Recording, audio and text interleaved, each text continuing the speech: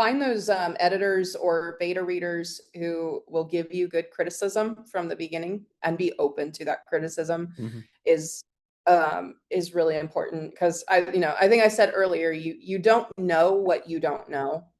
And so to have somebody who can point at this and you can tell the difference between, I know some, younger writers especially are worried about being told, oh, this, there's a problem here, but you can tell the difference between the criticism that is designed to give you a pathway to move further on and fine tune your work versus somebody who's just, being a jerk.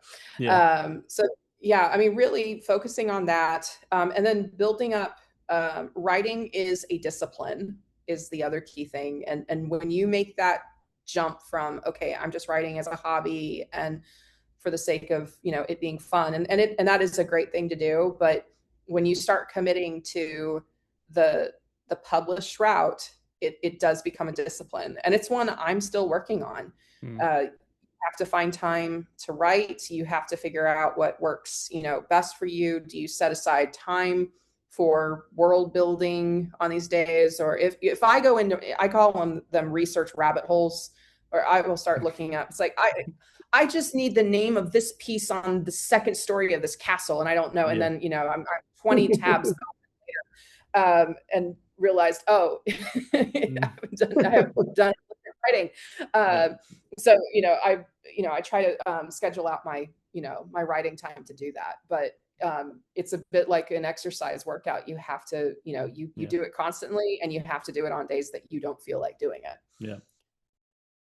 Yeah, we have a lot of authors that will say, I'm committing myself to, I need to write 500 words in one day, or, 300 words per day, whether I feel like it or not. And that's the discipline that I believe, I mean, as I said, I'm not a writer, but I believe it is good to have.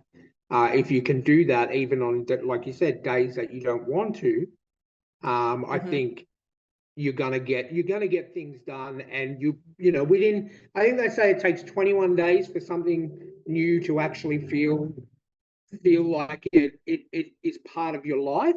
So I think once you get to that period, you'll be able to do it like that. You'll be okay, I'm going to up it to 700 words a day or whatever. But as long as you're doing something every day, I think that's going to be a good way to do your writing. And don't beat yourself up if you get into a rut, where you miss a couple of days because, whatever was going on in life was affecting you. Life gets in the way. Life gets in the way. Yeah. And a lot of the authors I've talked to, they say, yeah, sometimes you have days where you come home and it's been an exhausting day at work and you have no creativity left.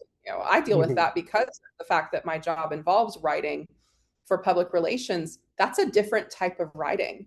And my brain does not shift from writing what is essentially a marketing template to writing what is a fantasy fiction template.